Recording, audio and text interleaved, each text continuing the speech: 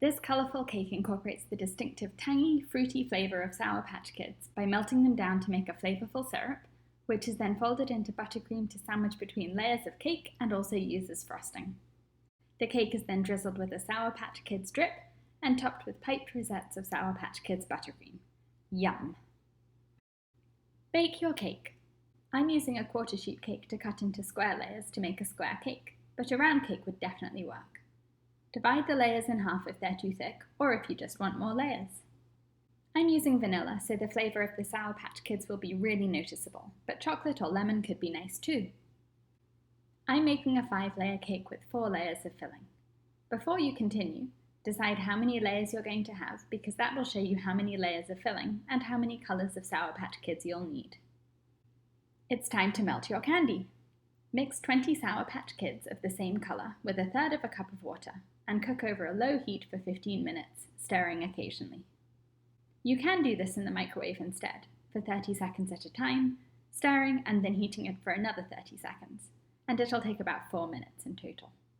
Set aside 12 Sour Patch Kids of a variety of colours to use later. After 15 minutes, you'll have a few stubborn pieces of candy floating in the melted Sour Patch Kids syrup. Pour it all through a sieve, pushing it through with a spoon or a spatula, and scraping the syrup that clings onto the outside of the sieve. Repeat with the other colours of Sour Patch Kids. Whip up a batch of buttercream and set aside half. Divide the rest into as many bowls as you're going to have fillings. You'll have about 1 cup of frosting for each bowl. Mix 1 tablespoon of Sour Patch syrup with each bowl of frosting. I'm going to have 4 fillings, so here are my 4 bowls of frosting. You can add a few drops of gel food colouring to each bowl if you want the colours to be a bit brighter. Now we're going to build the cake. I'm using a square cardboard cake board as my base and securing it to my turntable with masking tape. Use a dollop of buttercream to attach your first layer of cake and then spread on your first colour of filling. I'm using an offset spatula to spread it up to the edges, lifting it at an angle so it doesn't pull any cake with it. For more details on this part, watch my tutorial on how to build a cake. Continue layering your cake and filling, finishing by flipping your final layer of cake upside down. You want the part that was at the bottom of the pan to be facing up. Optionally, you can chill your cake for 30 minutes and then trim the sides to make them as even as possible before frosting. If you're enjoying this tutorial, please click the subscribe button. I share a new cake decorating tutorial every week. Now we're going to crumb coat the cake with a thin layer of buttercream frosting. Again, this is easier with a chilled cake so it doesn't crumble.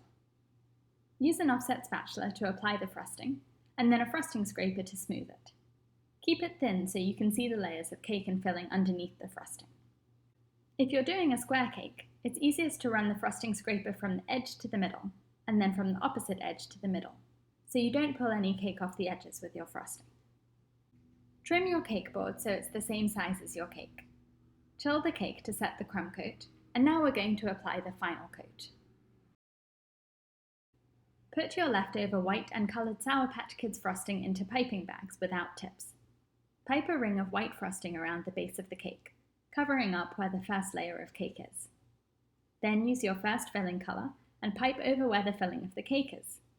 Continue with white frosting where the cake is and coloured frosting where the filling is, finishing with white over the top of the cake. Now use your frosting scraper to smooth the frosting, saving the frosting you scrape off. Put the cake on the turntable in the fridge to set the frosting. Put your scraped off frosting into a piping bag fitted with a star tip.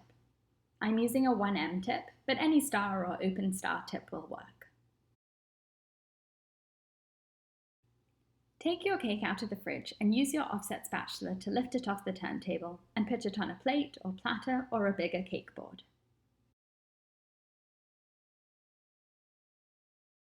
Next, put the rest of your Sour Patch Kids syrup into little Ziploc bags. If the syrup is set, heat it in the microwave for about 10 seconds to loosen it up. Snip off a little piece of a corner of each Ziploc bag and then hold one of the bags against the edge of the top of the cake. Squeeze out the syrup and move the bag along the edge of the cake, creating a drip effect. Switch out the bags to use all of the syrups for the drip. The recipe for this cake is on my website, britishgirlbakes.com, and the link is in the video description below. Use your bag of multicoloured frosting to pipe rosettes around the top of the cake. Place a Sour Patch Kid on top of each one for decoration. Then squeeze the rest of the Sour Patch Kid syrup out of the Ziploc bags onto the top of the cake, squeezing all the way up to the frosting rosettes. And there it is! A cake that tastes just like Sour Patch Kids, fruity and tangy, with the light texture of the cake and the creaminess of buttercream frosting. And when you cut the cake, this is really fun, the colours of the filling will match the colours of the frosting. Please click the thumbs up button and subscribe, and share this tutorial with a friend who loves Sour Patch Kids. Thanks for watching!